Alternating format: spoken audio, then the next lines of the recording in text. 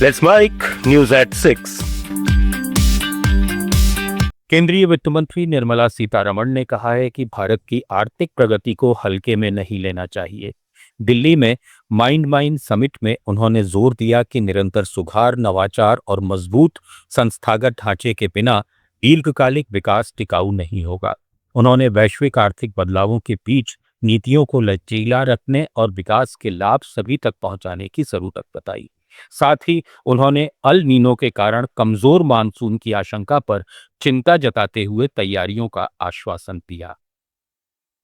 That some areas are going to be dry and some others are going to have excessive rain. That's a every year concern. But this year, because of the El Nino, I think we are preparing for not so good a monsoon. Of course, we have enough stocks. Since last year we have maintained, so there shouldn't be a food shortage. But for farmers, it will have an impact because this year his income will be stressed out. So I think broadly, I'm not saying anything that you don't know, but these are the Iran America के बीच संभावित शांति समझौते की खबरों से share बाजार में आज बढ़त रही। सेंसेक्स 736 अंक की तेजी के साथ 76,264 पर बंद हुआ। निफ्टी में भी 231 अंक की तेजी रही और ये 23,853 के स्तर पर बंद हुआ।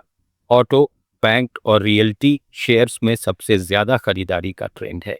इधर होर्मुज स्ट्रेट को खोले जाने की खबर के चलते ब्रेंट क्रूड यानी कच्चे तेल के दाम में आज 4% की गिरावट है। ये $83 प्रति बैरल पर आ गया है। इधर सोने और चांदी के दामों में आज अच्छी तेजी दर्ज की गई।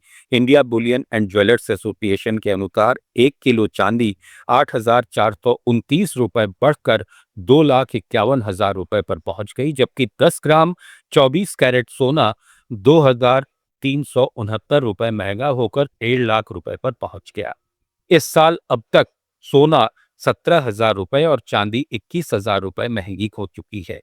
विश्लेषकों के मुताबिक ये उछाल अमेरिका और ईरान के बीच शांति वार्ता के फिर शुरू होने से आया है, जिससे कच्चे तेल की कीमतें घटी हैं, महंगाई का दबाव कम हुआ है और डॉलर कमजोर पड़ा है। भारतीय रेलवे ने हरियाणा, पंजाब और हिमाचल प्रदेश में रेल सुरक्षा को और मजबूत करने के लिए बड़ा फैसला किया है। नॉर्दर्न रेलवे के अंबाला डिवीजन के बचे हुए ब्रॉड गेज रूटों पर स्वदेशी सुरक्षा प्रणाली कवच लगाने की योजना को मंजूरी दे दी गई है। इस परियोजना पर 201 करोड़ रुपए खर्च किए जाएंगे और ये 811 रूट किलोमीटर क्षेत्र को कवर करेगी। इसमें अंबाला कैंट, लुधियाना, कालका, चंडीगढ़, न्यू मेरिंडा, साहनेवाल, सरहिंद, दौलतपुर चौक, राजपुरा, भटिंडा, श्रीगंगानगर और लुधियाना धुरी जाखल जैसे महत्वपूर्ण रेल मार्ग शामिल हैं।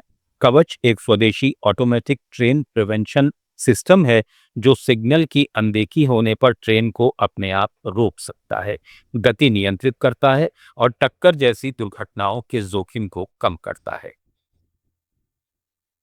केंद्र सरकार त्रिपुरा में गोमती नदी पर जलमार्ग विकास की दिशा में तेजी से काम कर रही है।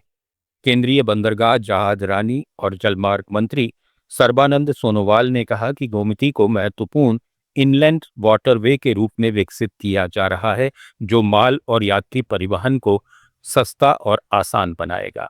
इस परियोजना से परिवहन लागत में काफी कमी आएगी, व्यापार बढ़ेगा, पर्यटन को प्रोत्साहन मिलेगा और स्थानीय स्तर पर रोजगार सृजन होगा, जिससे त्रिपुरा दक्षिण पूर्व एशिया का प्रवेश द्वार बन सकेगा।